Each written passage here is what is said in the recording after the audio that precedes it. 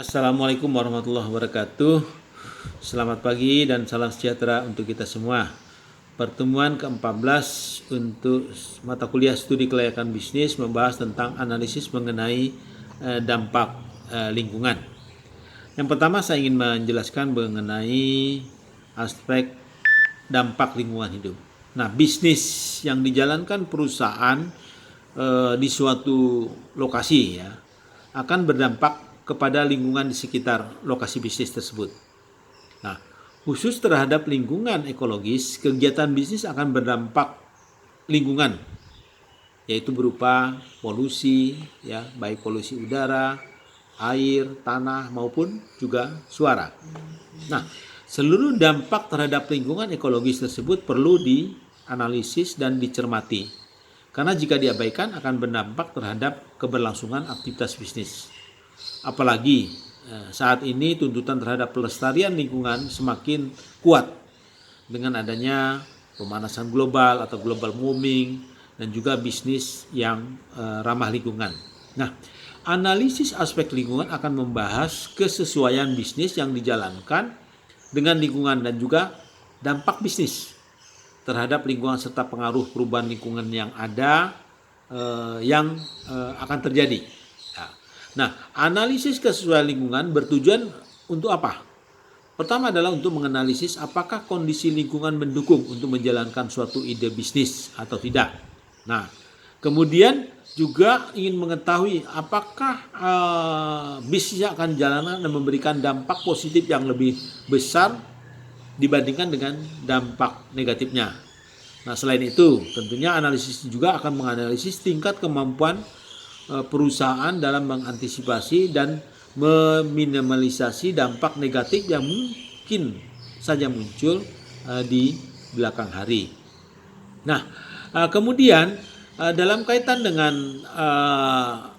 analisis dampak lingkungan ini, ada beberapa langkah yang perlu dilakukan dalam melakukan kelayakan analisis dampak lingkungan, antara lain.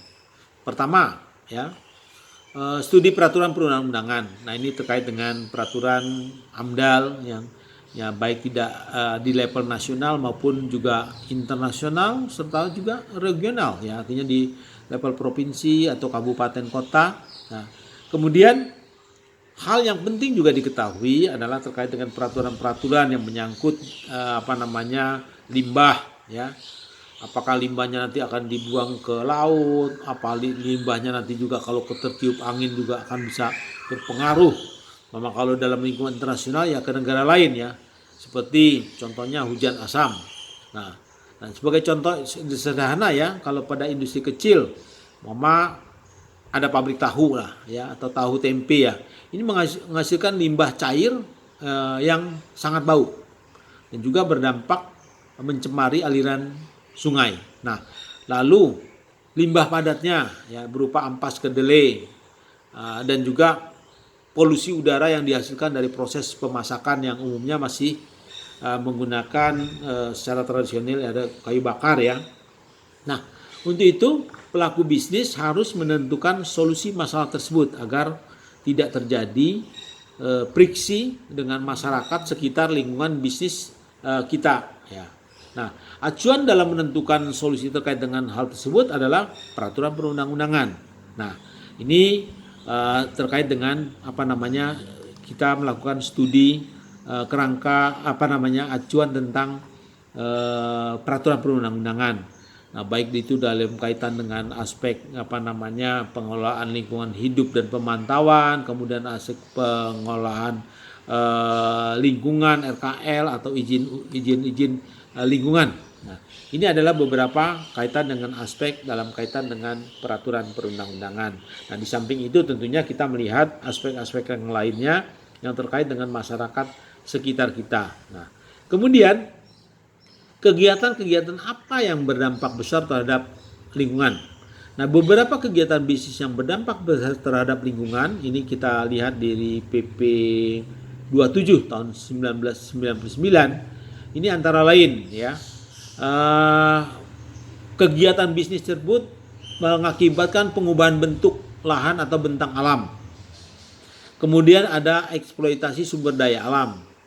Kemudian ada proses dan kegiatan yang berpotensi menimbulkan pemborosan, kerusakan dan juga pencemaran.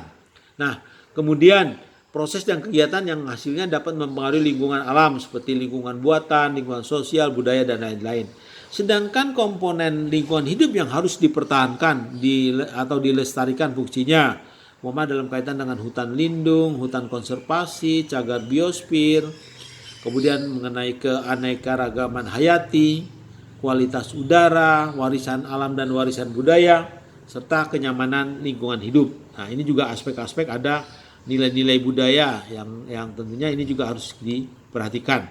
Nah, selain itu saya ingin menjelaskan tentang peranan analisis mengenai dampak lingkungan dalam kaitan dengan studi kelayakan bisnis. Nah, peranan dan kegunaan analisis mengenai dampak lingkungan dalam studi kelayakan bisnis ini, pertama, bagi pemerintah ya, ini dapat membantu dalam menentukan kebijakan yang tepat dalam perencanaan dan pengambilan keputusan, serta peningkatan pelaksanaan pengelolaan lingkungan hidup.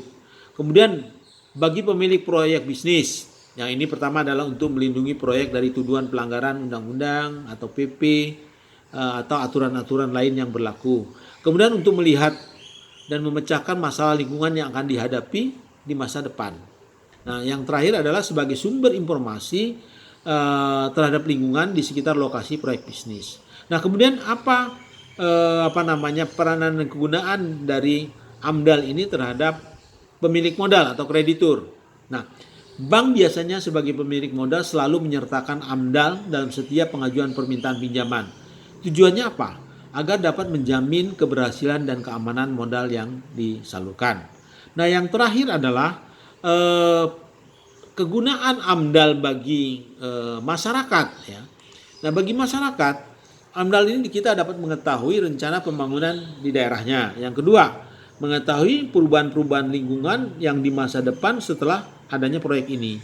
Dan yang tentunya yang terakhir adalah mengetahui hak dan kewajiban di dalam kaitannya dengan proyek bisnis yang akan dilaksanakan di daerahnya.